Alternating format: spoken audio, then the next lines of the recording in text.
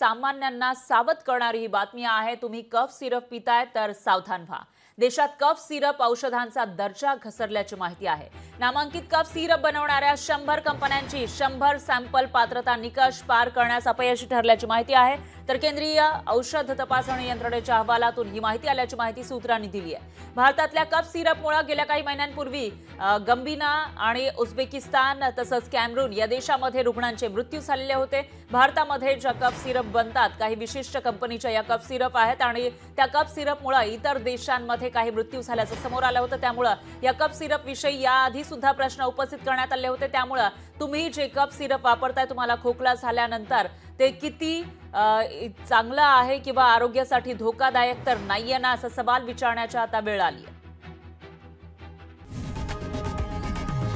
लोकशाही मराठी ऐका, पहा, जागरूक रहा।